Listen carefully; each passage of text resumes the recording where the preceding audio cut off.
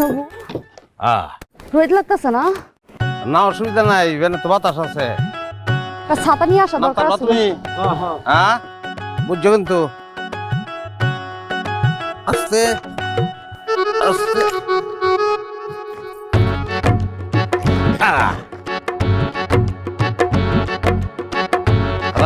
আছে এই তো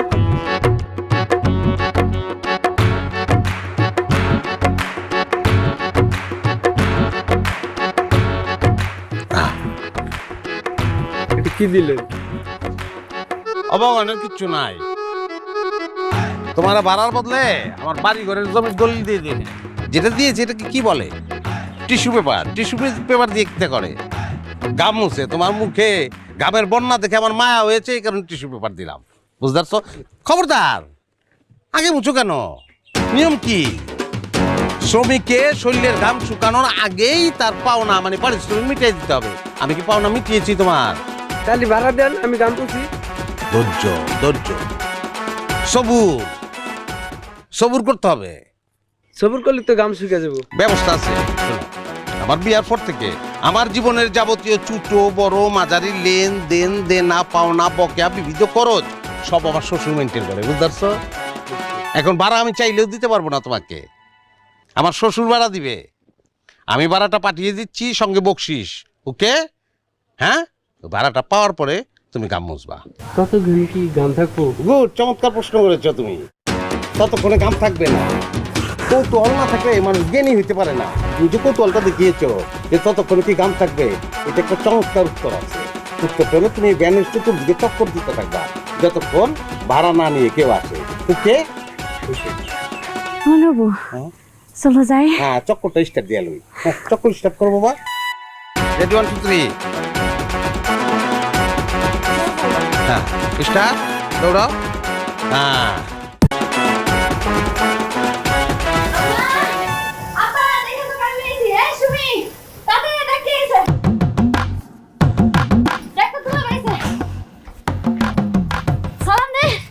আসসালামু আলাইকুম দুলা ভাই। ঠিক আছে। থাক বাবা থাক। দেখছো? সালাম সালাম দে।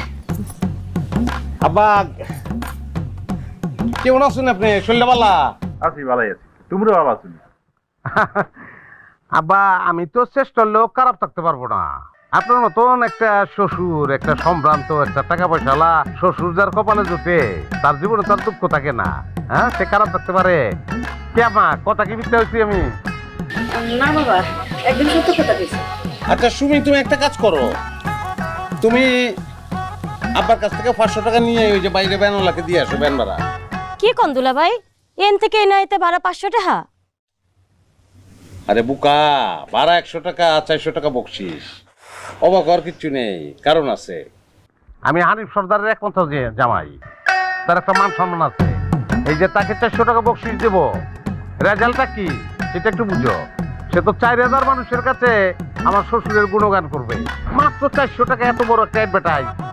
কি বুদ্ধি তোমার, দেখ তুমি বুদ্ধি দেখো।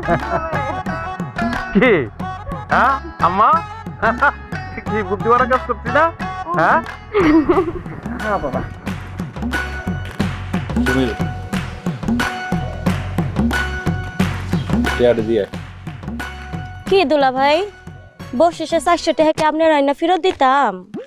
দেখছো আম্মা, সুমি কিন্তু বড় হয়ে গেছে, কেমন দুষ্টামি করতেছে। হ্যাঁ, অবশ্য শালিরা তো এরকম দুষ্টু করবোই। হ্যাঁ, তা নাহলে কিন্তু শালি দুলাভাই সম্পর্কটা জমে না। সুমি যদি না থাকতো তাহলে আমি হারে হারে টের পাইতাম। কি সুমি, কথা ঠিক না? আপনি কি আর ব্যাটিক কথা লোক না কিতা? যাই টাকাটা দিয়ে যা। আম্মা, কোনো কারণে আব্বার কি মনটা খারাপ নাকি? তো এইবার খারাপ লাগলে কোনো অসুবিধা নাই। এবার মিশনটাই নিয়ে আসছি, আব্বার মন ভালো করার মিশন। আসলে আম্মা, এবার আমরা মিশনটা হইতাছে। ও শুনো না, কি ফুল? তুমি আগে হাত মুখটা তো খাওয়া দাওয়া করো, পরে মিশন লয়ে কথা কইও। আচ্ছা আচ্ছা, তাহলে উঠো।